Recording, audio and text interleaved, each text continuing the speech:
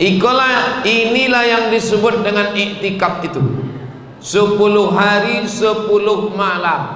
Kalau Ramadannya 30 hari. Tapi kalau Ramadannya 29 hari, berarti 9 hari 9 malam. Itulah iktikaf yang paling panjang dilakukan Nabi selama 8 tahun. Assalamualaikum warahmatullahi wabarakatuh.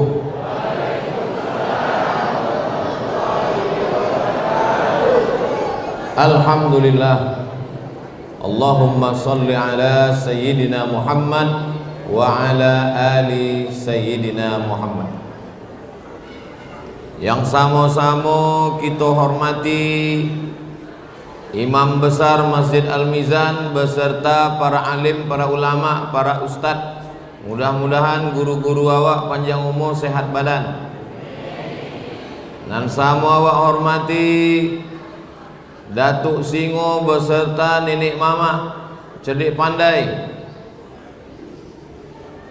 Hadir bersama kita malam ini sahabat-sahabat ambo dari angkatan IAIN Susko angkatan 96, Bapak Ustadz Repol yang sekarang menjadi anggota DPRD Provinsi Riau. Mudah-mudahan beliau panjang umur, sehat badan. Hadir juga kakak-kakak kelas kami dulu, malam ini bisa bersilaturahim. Ustadz Hendri, Ustadz Warko, Ustadz Saidul Tombang, bapak-bapak, ibu-ibu, hadirin hadirat, nan godang ndak diimbau golau, nan ketek ndak disebut namo. Insyaallah awak sedonyo dimuliakan Allah Subhanahu wa taala. Amin ya rabbal alamin. Ambo sampaikan malam iko 5 amalan di akhir Ramadan. Sesudah ambo sampaikan 5 amalan niko, ambo jawab pertanyaan yang masuk melalui tulisan atau langsung. Sesudah itu habis balik awak ke rumah masing-masing. 5 amalan di akhir Ramadan. Amalan yang pertama adalah sunnah Nabi Muhammad sallallahu alaihi wasallam. I'takafa, dalil, ikut dalilnya. I'takafa Rasulullah sallallahu alaihi wasallam fil ashril awakhir min Ramadan. Nabi beriktikaf di 10 terakhir Ramadan. Jadi kalau besok hari Jumat 18, hari Sabtu 9 boleh, hari Ahad 20.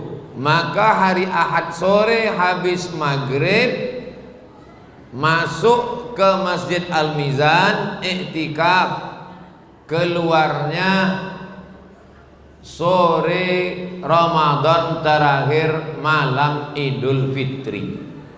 Itulah iktikaf. Cuman siap? Nah, ada berbunyinya, tidak berbunyi.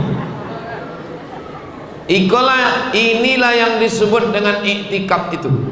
10 hari 10 malam. Kalau Ramadannya 30 hari. Tapi kalau Ramadannya 29 hari, berarti 9 hari 9 malam. Itulah iktikaf yang paling panjang dilakukan Nabi selama 8 tahun. Jadi Nabi di Madinah itu 10 tahun. Tahun pertama tidak ada puasa. Tahun kedua baru ada puasa. Jadi Nabi puasa selama 9 kali Ramadan. Dari 9 kali Ramadan itu Nabi iktikaf 10 hari 10 malam 8 kali. Sedangkan Ramadan yang terakhir, waktunya meninggal, Ramadan terakhir itu iktikafnya 20 hari 20 malam. Mudah-mudahan panjang umur, sehat badan, kita bisa melakukan ini insyaallah. Amin ya rabbal alamin. Nah, apakah mesti 10 hari 10 malam baru disebut i'tikaf. Ini ikhtilaf ulama. Menurut mazhab Maliki, mazhab paling tua Hanafi, nomor 2 Maliki, nomor 3 Syafi'i, nomor 4 Hambali. Menurut mazhab Maliki, i'tikaf itu mesti menyatukan siang dan malam. Masuk siang, sambung ke malam, dan mesti puasa. Kenapa Ustadz pilih Maliki dulu? Sebab mazhab Maliki yang paling berat i'tikafnya. 3 syaratnya. Ada siang, ada malam, dan mesti puasa. Ini mazhab Maliki paling berat. Kalau gitu mazhab yang paling ringan lah Ustadz. Aku yang paling ringan. Mazhab i'tikaf yang paling ringan mazhab Syafi'i. Lamo sikit dari rukuk itu udah dianggap i'tikaf. Subhana rabbiyal azim wa bihamdi, subhana rabbiyal azim wa bihamdi, subhana rabbiyal azim wa bihamdi. Itu sudah dianggap i'tikaf. 10 hari 10 malam berat. Mazhab Maliki siang malam puasa masih berat. Mazhab paling ringan mazhab Syafi'i. Jadi kita tadi masuk azan Isya, sholat Isya, tarawih, witir. Apakah itu sudah dianggap i'tikaf? Memang kalau Habib Buko kok payah menjawab. Masuk tadi sembahyang Isya, habis Isya tarawih, habis tarawih witir, habis witir mendengar baca Quran, kata sambutan Tuan Imam. Kini Ustaz Somad tausiah. Apakah yang tadi itu bisa dianggap sebagai i'tikaf? Menurut mazhab Maliki tidak. Karena menurut mazhab Maliki i'tikaf mesti dari mulai siang menyambung ke malam. Tapi kalau menurut mazhab Syafi'i sudah dianggap sebagai i'tikaf. Jadi kalau gitu apa mazhab awak? Oh, Syafi'i. Itulah lomaknya mazhab Syafi'i. Tapi kalau masalah nikah, lomak mazhab Hanafi. Mazhab Hanafi tidak pakai wali. Tapi kalau masalah kurban, boleh Hanafi. Hanafi berkurban wajib.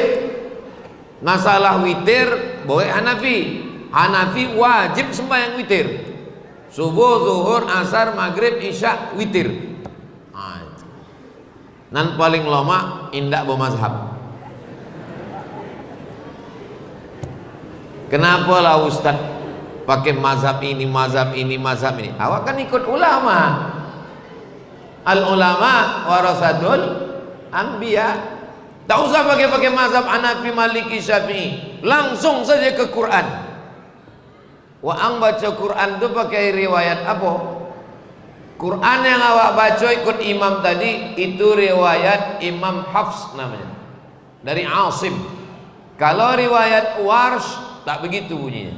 Riwayat Warsh, Alhamdulillahirabbil alamin, Ar-Rahmanir Rahim, Maliki Yaumiddin. Mimnya pendek. Maroko pakai riwayat Warsh.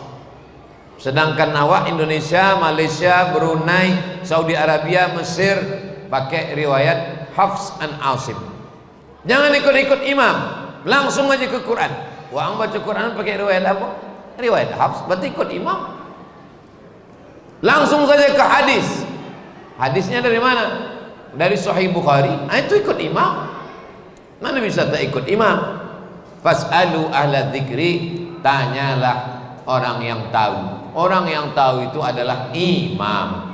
Jadi kalau ada orang mengatakan saya tak mau ikut mazhab Hanafi, tidak mau ikut mazhab Maliki, tak mau ikut mazhab Syafi'i, tak mau ikut mazhab Hambali, berarti nyo imam mazhab nang kelimo. Nah, hebatnya lah.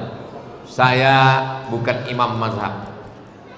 Jangankan imam mazhab, imam masjid pun belum diakui. Maka saya paling selamat ikut ulama-ulama. Maka saya kalau tausiah saya jelaskan. Kenapa Ustaz jelaskan begini mazhab Maliki, begini mazhab Syafi'i? Supaya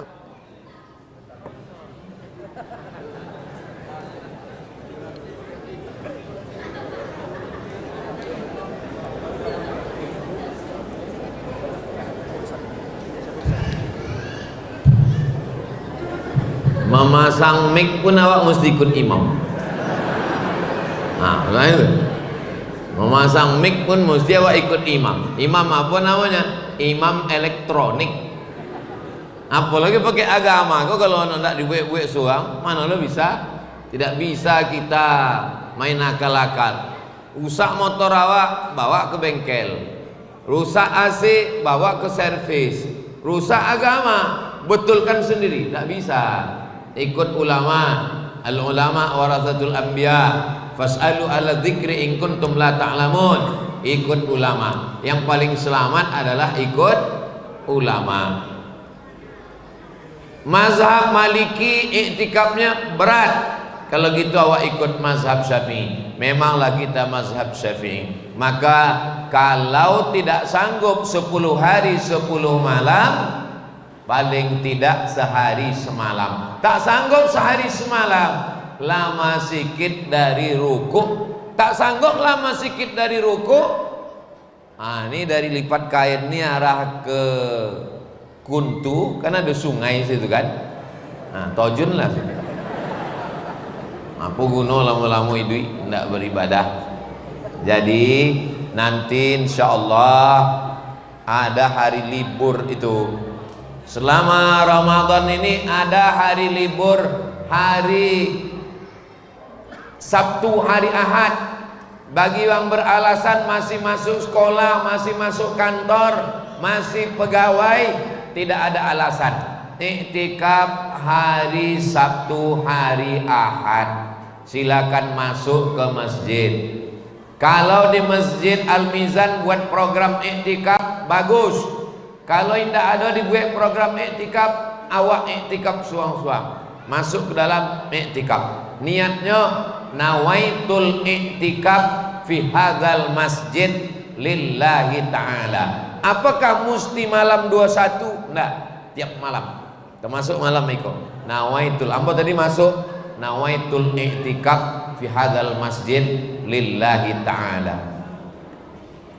Saya tak niat tadi Pak Ustaz. Gini berniat. Nawaitul i'tikaf fi hadzal masjid lillahi ta'ala. Selama kita beriktikaf di masjid ini, malaikat mendoakan dua. Allahumma ighfir lahu, ampunkan dia, warhamhu, rahmati dia. Tadi saya baru dapat WhatsApp dikirim oleh Ustadz Dr. Zul Ikromi, Imam Besar Masjid Raya An-Nur Provinsi Riau, bahwa Masjid Raya An-Nur iktikaf selama 10 malam. Ustadz Abdul Somad dikasih jatah tanggal 2 April nanti. Jadi di An-Nur iktikafnya dikelola.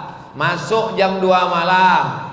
Dari jam 2 ke jam 3 baca Quran tadabbur ayat. Dari jam 3 ke jam 4 tahajud. Dari jam 4 ke setengah 5 zikir muhasabah. Setengah 5 makan sahur. Jam 5 sholat subuh. Habis subuh pengajian sampai terbit matahari, sholat sunat isyraq 2 rakaat. Habis itu boleh keluar masjid. Jadi ini iktikaf yang lumayan panjang. Masuk jam 2, 3, 4, 5, 6, 7, 8, 6 jam. Jadi bagi masyarakat yang mau meniru program An-Nur, silakan buat. Seluruh masjid yang menonton pada malam hari ini, dari Sabang sampai Papua, Malaysia, Brunei Darussalam, dimanapun berada, buatlah program-program iktikaf.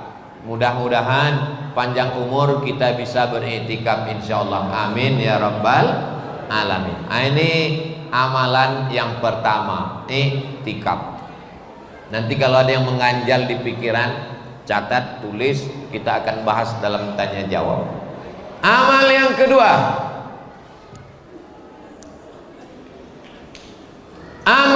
kedua, tanggal 9 April hari Selasa.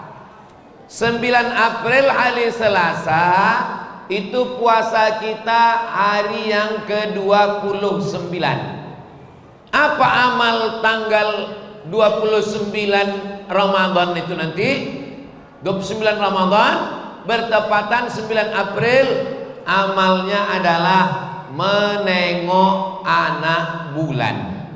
Anak bulan itu bahasa Arabnya hilal. Jadi tanggal 9 April itu nanti sedang dicari, diintip, diintai hilal. Jadi suami ibu yang namanya hilal jangan kasih keluar rumah, sebabnya sedang dicari saya uang. Kalau sore tanggal 29 itu nanti nampak hilal, maka hari Rabu tanggal 10 April hari raya, karena sudah nampak hilal.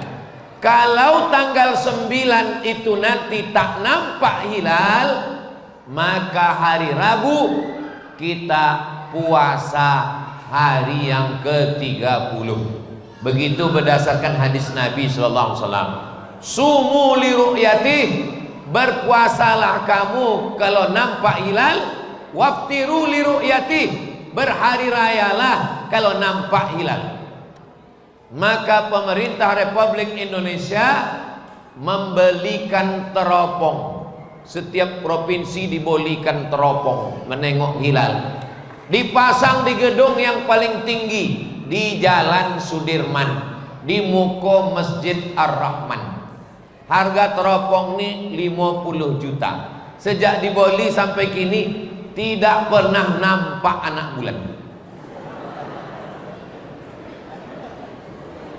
Belum pernah sekalipun sidang isbat di Jakarta berdasarkan penampakan anak bulan dari Pekanbaru. Biar pokak teringat tak pernah. Itu menunjukkan teropong Pekanbaru tak pernah nampak anak bulan. Asal dipasang nampak asuk. Yang selalu nampak bulan teropong di Jakarta Timur, Cilincing. Yang selalu nampak bulan yang wilayah timur Indonesia, yang tepi laut, yang tidak berawan, yang tak berasap. Nah, itu selalu nampak bulan. Lalu kenapa sudah terdengar rumor isu bahwa kita hari raya Rabu 10 April?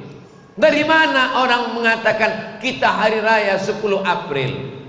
Karena berdasarkan hisab, ilmu astronomi, ilmu falak, hari Selasa tanggal 9 April itu ketinggian hilal 4 derajat.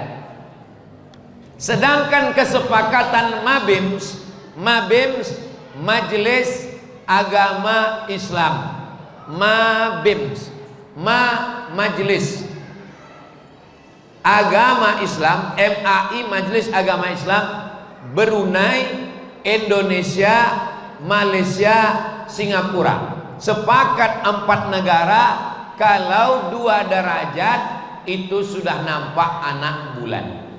Dan nanti tanggal 9 April hari Selasa menurut ilmu astronomi itu sudah 4 derajat. Jadi menurut ilmu astronomi hari Selasa itu sudah nampak anak bulan. Berarti hari raya menurut ilmu falak. Tapi nanti tetap ditunggu saksi. Makanya ibu yang ingin memasak ayam, memasak ketupat, nah itu besar kemungkinan sudah nampak karena 4 derajat. Muhammadiyah tidak mesti 4 derajat, cukup 0, sekian derajat asal nampak itu sudah dianggap hilal. Itu makanya kemarin Muhammadiyah puasa tanggal 11 Maret, kita tanggal 12. Kenapa bisa berbeda? Karena Indonesia, Brunei, Malaysia, Singapura mesti 3 derajat. Sedangkan Muhammadiyah tidak mesti 3 derajat. 1 derajat pun sudah dianggap sebagai hilal. Jelas? Nah, nanti mana tahu anak-anak kita bertanya, kenapa kita bisa beda? Muhammadiyah kok tanggal 11, kita kok tanggal 12, kok beda? Orang tua biasanya kalau dia tahu dia jawab, kalau dia tak tahu dia bilang jangan tanya-tanya, banyak tanya Yahudi Bani Israel. Jadi cara menjawabnya, Majelis Ulama Indonesia mengikut MABIMS 3 derajat, sedangkan saudara kita dari Muhammadiyah tidak mesti 3 derajat, 2 derajat, 1 derajat pun sudah dianggap sebagai hilal. Ini perlu saya jelaskan supaya kita memahami perbedaan. Ustaz Somad ikut mana? Saya ikut MABIMS, tapi saya tidak menyalahkan Muhammadiyah. Tak berani saya menyalahkan. Kalau saya menyalahkan Muhammadiyah, Pak Din Samsudin sahabat saya, Ustadz Adi Hidayat sahabat kita, takkan kita salahkan. Lalu kita tak menyalahkan karena sahabat, bukan, karena ilmunya.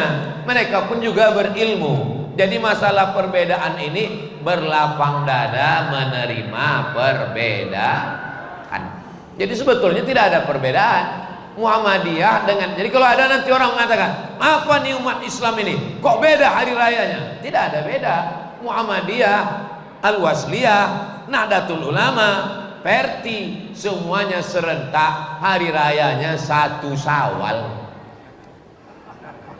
Mana ada orang hari raya 2 Syawal? Semuanya serentak 1 Syawal. Yang berbeda itu menetapkan 1 Syawalnya kapan. Yang satu mengatakan mesti 3 derajat hilal, yang satu mengatakan 1 derajat pun sudah dianggap hilal.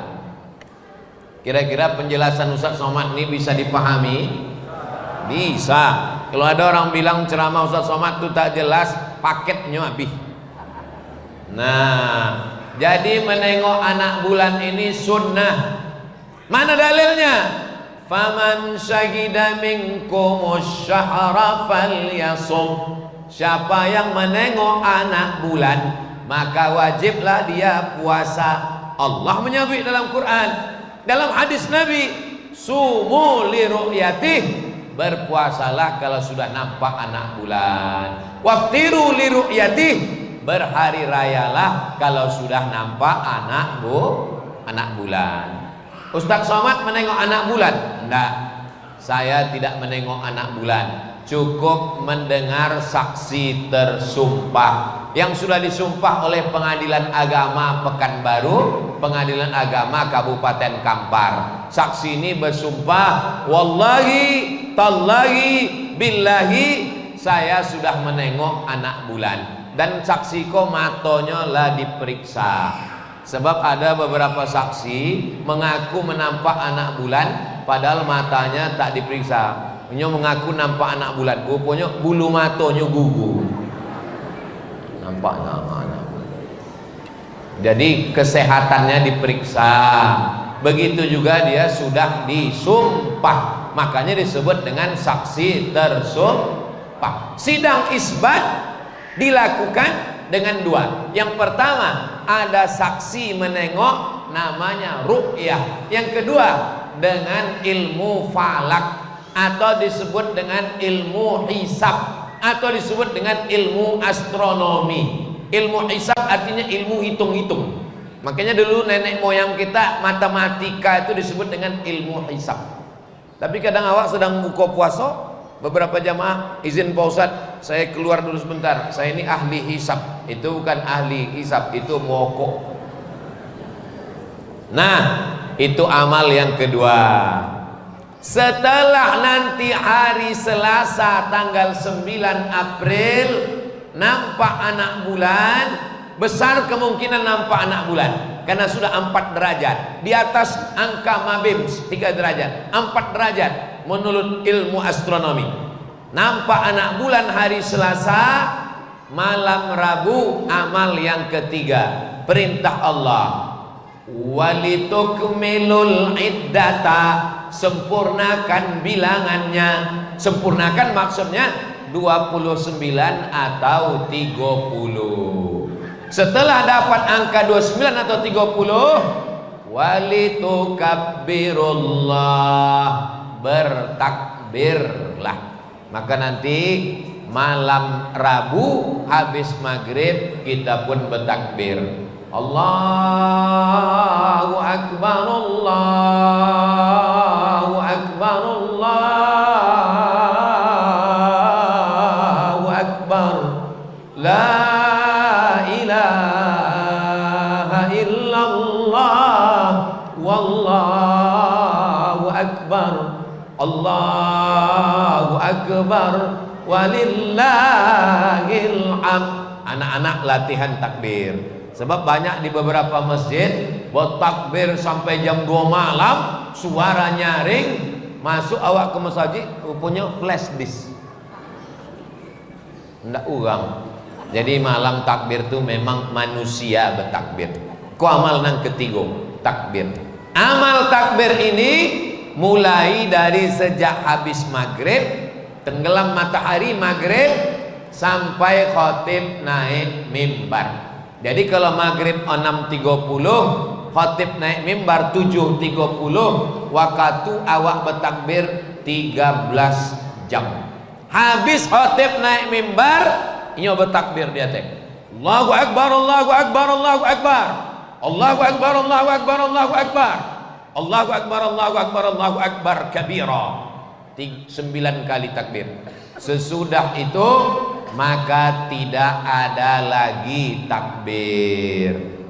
Sebab ambo pernah sholat di Jalan Duyung di Masjid Nurul Haq zuhur pas 1 Syawal. Habis salam zuhur, Assalamualaikum warahmatullah, Assalamualaikum warahmatullah. Imam balik kampung sodonya. Jadi entah anak-anak muda dari mana maju jadi imam. Habis sholat tuh bertakbirnya Allahu Akbar, Allah. Kami makmum lah bertengok-tengokan. Kata yang satu, lupa. Yang takbir 3 hari itu hari tasyrik, tanggal 11, tanggal 12, tanggal 13. Mana tahu adik-adik nanti diminta jadi imam 1 Syawal, bertamu ke rumah kawan di masjid surau, jadi imam terlupa. Allahu Akbar, dikasih tahu makmum, Pak, waktu takbir udah selesai. Oh iya, mohon maaf saya salah. Ngaku aja. Ini kadang banyak udah salah, Pak, waktu takbir udah habis. Bertakbir mengagungkan Allah, mari kita agung. Kalau salah aja ngaku. Itu maksudnya takbir Idul Fitri lah sudah habis.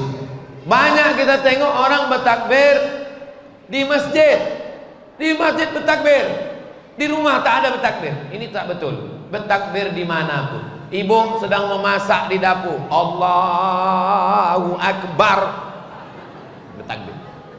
Ibu sedang mengelap toples, hendak mengisi kue hari raya, tetap bertakbir, Allahu Akbar. Bapak sedang nyetir di jalan balik kampung, bertakbir, Allahu Akbar, meleleh air mata. Sebab apa? Khawatir tidak sampai. Dek macet di Jalan Putri. Mudah-mudahan yang balik kampung sampai dengan bahagia, insya Allah. Jadi masalah bertakbir ini adalah yang bahagia karena ibadahnya full, tarawih saya banyak, ibadahmu tak ada apa-apanya. Allah yang maha besar, Allahu Akbar. Yang merantau tak bisa balik kampung, merasa diri kecil, sedih, usir kesedihanmu dengan bertakbir. Itu guna takbir. Yang lah sombong menjadi rendah, yang sedih menjadi terangkat. Itu fungsi takbir. Tak bisa balik kampung, sama-sama merantau, sama-sama susah, pergi ke kota. Yang satu berhasil pulang kampung bawa mobil baru, walaupun baru bayar DP. Yang satu tak bisa balik kampung. Yang bawa mobil baru jangan sombong, bertakbirlah, Allahu Akbar. Yang tak bisa balik kampung jangan sedih, bertakbirlah, Allahu Akbar. Yang satu Allahu Akbar mengusir sombongnya, yang satu Allahu Akbar mengusir sedihnya. Allahu Akbar. Anak-anak muda mulai latihan. Kalau di Pekanbaru hamba tengok malam takbir dilepas oleh wali kota di Jalan Sudirman. melepas pawai takbir. Wah, bumpang bumpang bumpang bumpang bumpang bumpang bum. Anak lajang, anak gadis berbonceng-bonceng. Apa ini? Merusak malam takbir. Bapak-bapak yang punya anak lajang, punya anak gadis, jangan rusak malam Idul Fitri dengan membonceng-bonceng anak gadis orang yang udah bertunangan.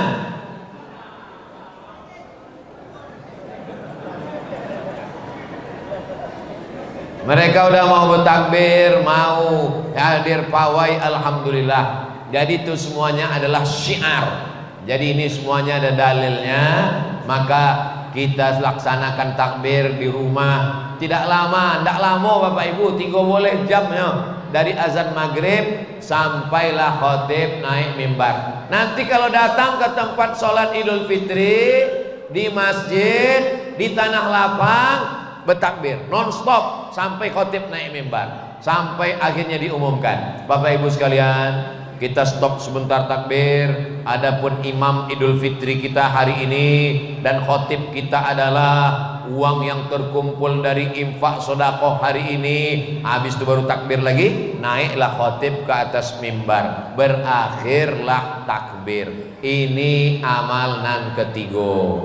Yang pertama i'tikaf, yang kedua menengok anak bulan, yang ketiga bertakbir, yang keempat membayar zakat fitrah. Kapan wajibnya membayar zakat fitrah? Dari mulai habis maghrib malam Idul Fitri sampai khotib naik mimbar, sama dengan waktu bertakbir. Jadi kalau ada orang sudah bayar zakat fitrah sekarang, kinilah bayar zakat fitrahnya, atau 2 hari sebelum Idul Fitri lah membayar zakat fitrah, itu namanya waktul jawaz, waktu boleh, tapi belum waktul wujub, belum waktu wajib. Wajibnya membayar zakat fitrah dari mulai sholat maghrib tenggelam matahari Selasa malam Rabu 9 April nanti sampai hari Rabu 10 April khotib naik mimbar. Siapa yang hidup selama 13 jam ini wajib bayar zakat fitrah. Misalnya, ada orang lipek kain meninggal hari Selasa ba'da asar tanggal 9 April. Apakah dia wajib bayar zakat fitrah? Tidak. Kalau ambo bertanya, jamaah tidak perlu jawab, karena setiap ambo tanya itu ambo jawab suang. Tanggal 9 April 29 Ramadan ba'da asar meninggal, tidak wajib bayar zakat fitrah. Kenapa? Karena dia tidak hidup di waktu wajib. Waktu wajib itu setelah azan maghrib. Makanya kalau ada di antara bapak ibu yang bakhil, pelit, tak mau bayar zakat fitrah, meninggallah sebelum azan maghrib.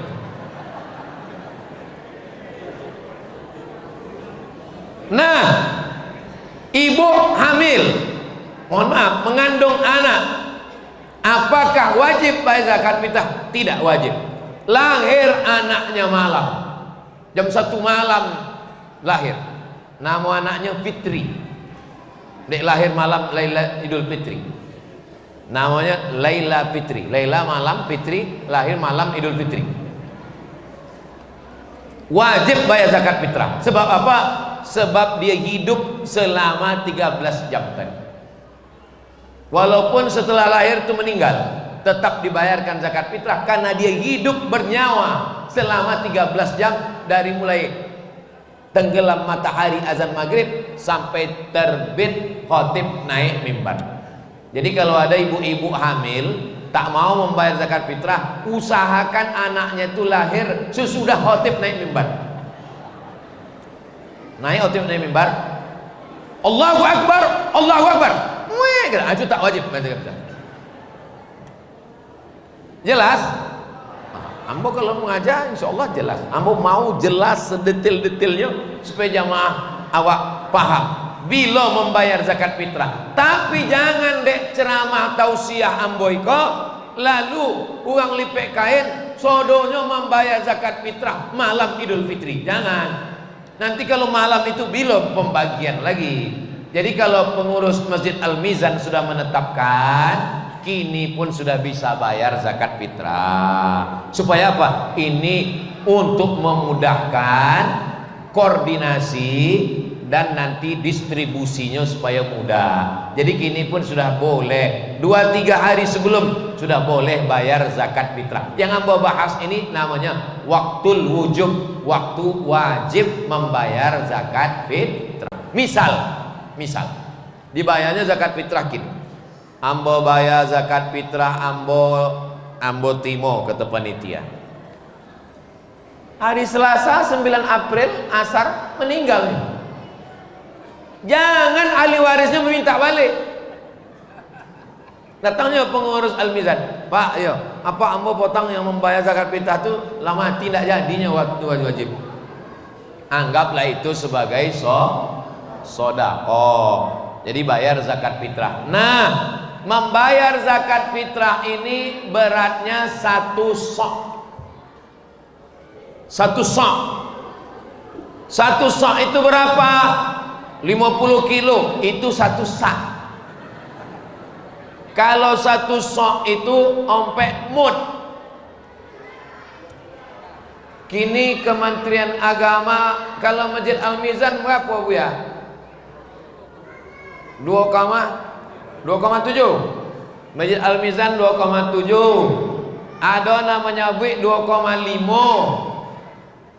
Kalau ambo dari dulu, dari sejak balik kuliah ke Pekanbaru 2008 ambo balik, ambo berpegang kepada pendapat 1 sok itu ompek mud.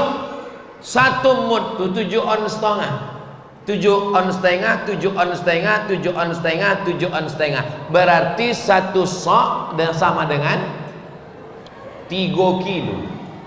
Tapi saya tidak menyalahkan yang 2,7. Saya tak menyalahkan yang 2,5. Sebab itu juga ikut pendapat ulama. Yang bayar 2,5 berarti ada dia ikut. Yang 2,7 berarti ada yang dia ikut. Tapi saya dari dulu dari 2008 balik ke Pekanbaru sampai kini membayar 3 kilo. Sebab saya berpegang kepada pendapat 1 sok sama dengan 4 mud, 1 mud 7 on setengah. Andai nanti di akhirat ternyata yang betul 2,5, berarti yang setengah kilo bernilai sedekah. Tapi kalau ternyata yang betul ambo 3 kilo, kalian berhutang. Insya Allah semuanya benar. Karena itu semua pendapat para ulama. Saya dari 2008 balik sampai 2024 iko membayar zakat fitrah pakai beras. Tidak pernah pakai duit. Tapi saya tak menyalahkan yang pakai duit. Karena pakai mazhab Syafi'i makanan pokok.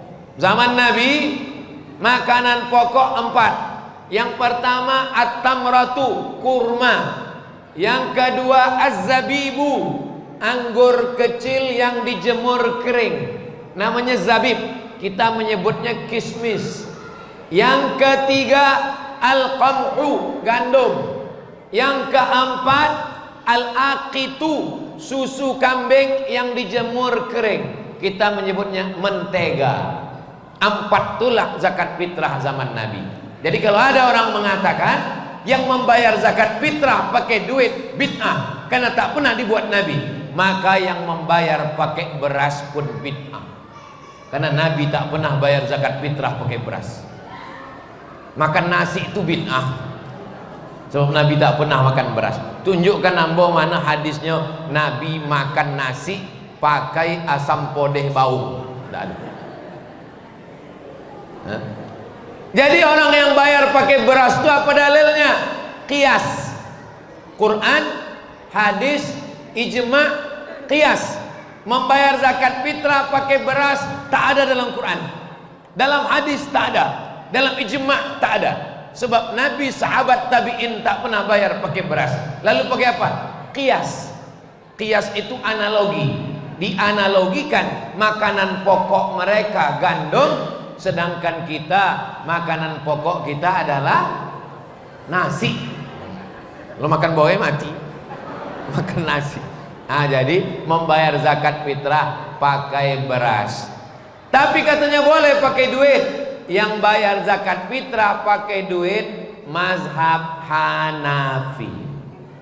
Bayar zakat fitrah pakai makanan pokok tiga mazhab, Maliki, Syafi'i, Hambali. Kalau mau bayar zakat fitrah pakai beras, ikut beras berat mazhab Syafi'i. Kalau mau bayar zakat fitrah pakai duit, ikut berat pakai mazhab Hanafi. Mazhab Hanafi berat satu sok 3 kilo 800 gram, 3,8. Jadi kalau mau 2,5, 2,7, 3 kilo, pakailah mazhab Syafi'i. Itu yang saya tahu.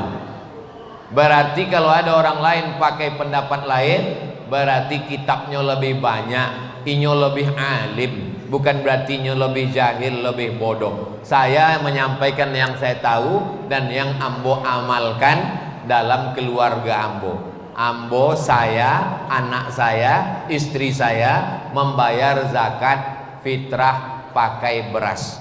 Ambo saya yang membeli berasnya, masukkan ke kresek, bayar. Ini zakat fitrah saya. Nah, ambil sebungkus lagi. Ini zakat fitrah istri saya. Ini zakat fitrah Mizyan Hazik Abdillah. Ini zakat fitrah Sami Ahmad Mesbahi Ibadillah. Ompek bungkui. Yang jadi masalah, beras ini satu bungkus inilah sodonya. Saya dari rumah bawa duit, sampai ke masjid saya beli beras nih. Pak, saya beli beras ini 2,5 kilo. Kata Pak nih saya jual. Sekarang berasnya jadi punya saya. Saya bayarkan zakat fitrah untuk saya. Nah, habis itu saya beli lagi. Ku beli lagi yo. Yuk. Zakat fitrah untuk istri saya. Dah. Habis itu ambo beli lagi yo. Yuk. Zakat fitrah untuk anak saya. Dah. Habis itu ambo beli lagi yo. Yuk. Zakat fitrah untuk anak saya yang nomor 2. Sampai kali. Pertanyaannya, apa kok sejak bilonya menjual boreng? Akad jual belinya bermasalah. Masalah yang pertama, jual beli di masjid tak boleh. Ma arbahallahu tijaratahu, la arbahallahu tijaratahu. Yang kedua, membeli beras kepada orang yang tidak pemilik. Dia bukan pemilik beras. Jadi kalau mau selamat bayar zakat fitrah pakai beras, bungkuslah dari rumah, bawa. Anak ambo 10 pak, abah 10 bungkus. Itu baru dari bini pertama, bini ompek 10 bungkus. Kalau tidak mau bayar zakat fitrah pakai beras, pakai duit, ikutlah mazhab Hanafi. Tapi jangan dicampur. Beratnya berat Syafi'i, dibayar pakai cara Hanafi. Iko namanya mencampur mazhab. Kami diajarkan di sekolah kalau Syafi'i, Syafi'i saja. Jangan mencampur-campur mazhab. Iktikaf sudah, menengok anak bulan sudah, bertakbir sudah, bayar zakat fitrah sudah. Yang kelima, sholat Idul Fitri. Sholat Idul Fitri tak perlu diajak, karena yang tak sembahyang setahun pun sholat Idul Fitri. Kalau mau menengok umat Islam, tengoklah sholat subuh berjamaah. Kalau sholat Idul Fitri, semua orang sholat Idul Fitri beramai-ramai. Inti dari sholat Idul Fitri adalah mendengar khutbah. Itu intinya. Karena yang 2 rakaat itu tahiyatul masjid pun 2 rakaat. Yang 2 rakaat itu sembahyang duha pun 2 rakaat.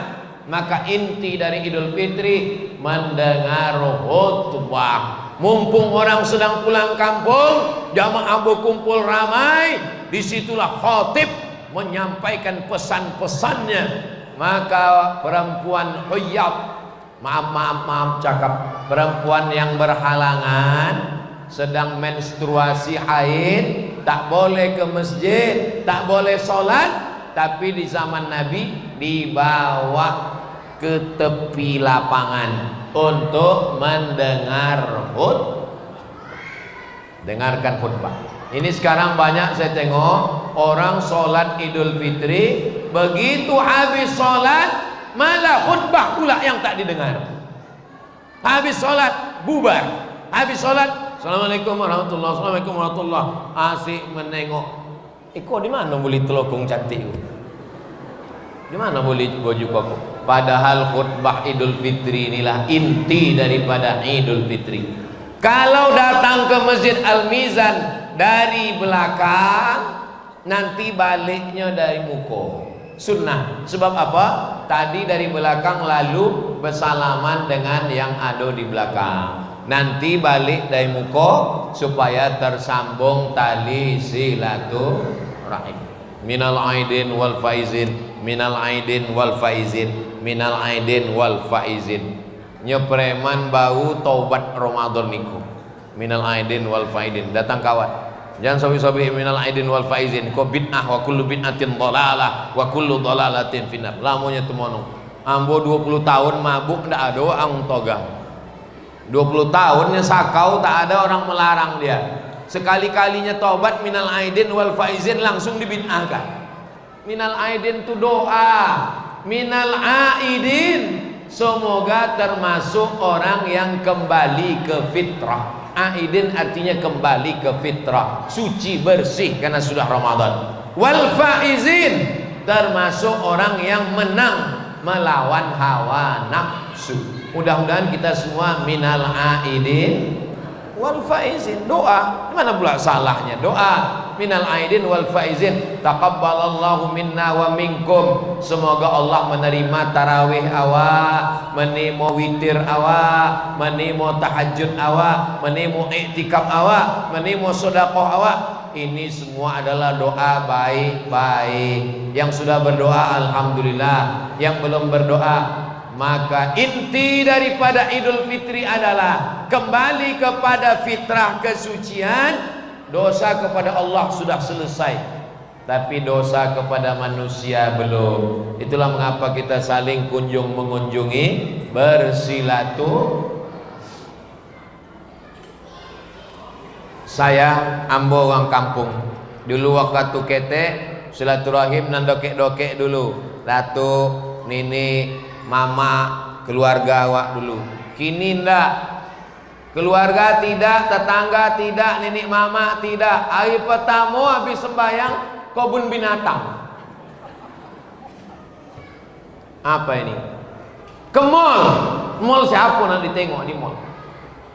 Padahal Idul Fitri adalah ke mall tak salah, jalan-jalan kebun binatang tak salah, refreshing, tamasya. Tapi ini silaturahim keluarga, dikenalkan. Tak kenal maka tak sayang. Dari mana mereka tahu ini sambung semua silaturahim? Man ahabba yusatalahu fi rizqi.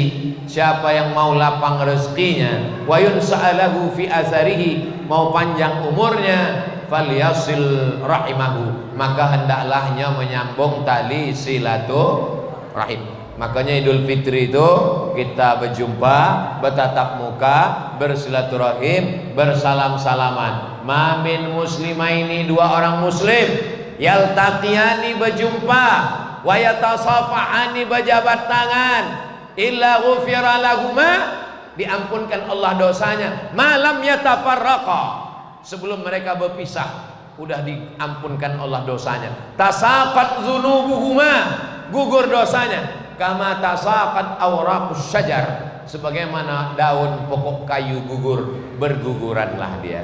Tapi dosa-dosa nan kete, utang tetap dibayar. Nah, jangan karena udah Idul Fitri bersilaturahim salaman, utang belum. Adapun membagi duit, untuk anak-anak kecil. Itu juga dilakukan oleh kalangan salaf, dari kalangan tabi'in. Mereka membagikan hadiah. Tahadu, ta'abu, saling berbagi hadiahlah kamu, karena kamu akan berkasih sayang. Tapi jangan sampai tinggal nilai-nilai Ramadan. Usahakan tidak bisa di awal, di tengah, tidak bisa di tengah, di ujung.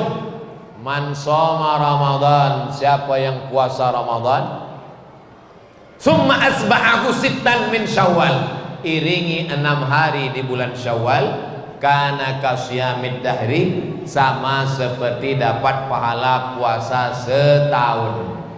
Satu hari puasa 30 hari puasa tambah 6, 36 kali 10, karena satu hari itu dibalas 10. Man ja'a bil hasanati falahu asyru amsalihha, satu dibalas 10. 360 itu adalah 30 tambah 6, 36 kali 10, 360. Masyarakat Kabupaten Kampar, baik yang Kampar maupun Kampar Kiri, dan di beberapa daerah di Indonesia sudah dibiasakan ulama melaksanakan puasa 6 hari ini.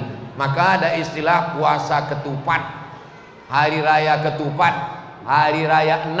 Apa maksudnya? Setelah satu hari makan, ulama dulu berhasil membuat tradisi. Habis itu mereka puasa lagi, nanti hari raya lagi di hari yang ke-7 atau ke-8. Kenapa? Karena ulama mendidik mereka berpuasa sunat 6 hari.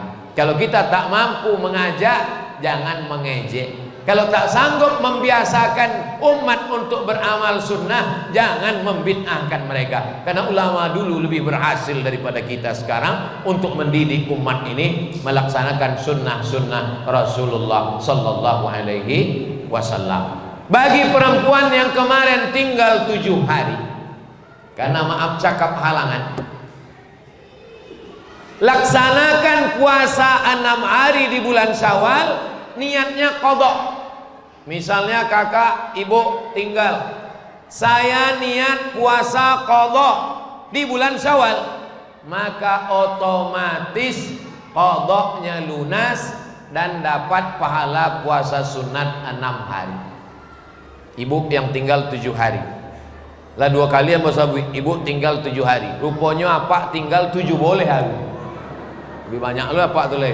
Nah, maka bapak qadha nanti di bulan Syawal. Saya niat qadha, saya niat qadha 6 hari, otomatis dapat pahala puasa 6. Bukan kata Abdul Somad, kata Imam Zakaria Al-Ansari, ulama besar mazhab Syafi'i, dikutip oleh Imam Syekh Atiyah Saqar dalam Fatwa Al-Azhar, fatwa Al-Azhar. Panjang umur, sehat badan, bisa awak ziarah ke makam Imam Syafi'i di Mesir. Amin. Iko makam Imam Syafi'i. Nanti di samping makam Imam Syafi'i itu ada makam imam namanya Zakaria Al-Ansari. Nah, Imam Zakaria Al-Ansari itulah yang berfatwa bahwa orang yang puasa qadha 6 hari di bulan Syawal otomatis dapat pahala puasa sunat Syawal, tapi niatnya tetap satu, niat qadha. Ini motivasi untuk mengganti, jangan tunda. Bisa di awal boleh, di tengah boleh, di ujung boleh, pisah-pisah boleh, berurutan boleh. Tapi pengalaman nambo lah ya. Mengqadha kok godaannya luar biasa. Kalau puasa Ramadan, so doang puasa awak puasa. Tapi kalau mengqadha di bulan Syawal, penambah mengqadha, penambah puasa sunat Syawal. Waktu ambo indak puasa, indak ada godaan. Waktu sedang puasa, godaan. Datanglah uang mengundang makan. Awak niat puasa sunat, kita berniat puasa sunat, niat puasa sunat. Bertamu ke rumah orang, tiba-tiba nyajak makan. Faman syaa falyasum, kalau mau teruskan puasa. Waman syaa falyuftir, kalau mau silakan makan. Nah, jadi misalnya ambo sedang puasa sunat 6 Syawal, bertamu ambo ke rumah Pak Repol. diajaknya makan, itu terserah ambo. Kalau ambo sabi, mohon maaf Pak Repol, ambo puasa, ya ndak boleh tersinggung. Walaupunnya anggota Dewan Provinsi, ndak boleh tersinggung. Dan kalau ambo ndak makan juga boleh ambo makan. Nah, kalau ustaz lah dalam posisi itu sedang puasa sunat, diajak ada Pak Repol makan, ustaz makan apa enggak? Ambo tengok dulu lauknya apa. Kalau cuma ayam goreng, nasi kotak pulo, ambo tahu ikan puasa. Tapi kalau nampak ambo slice, ambo berbuka.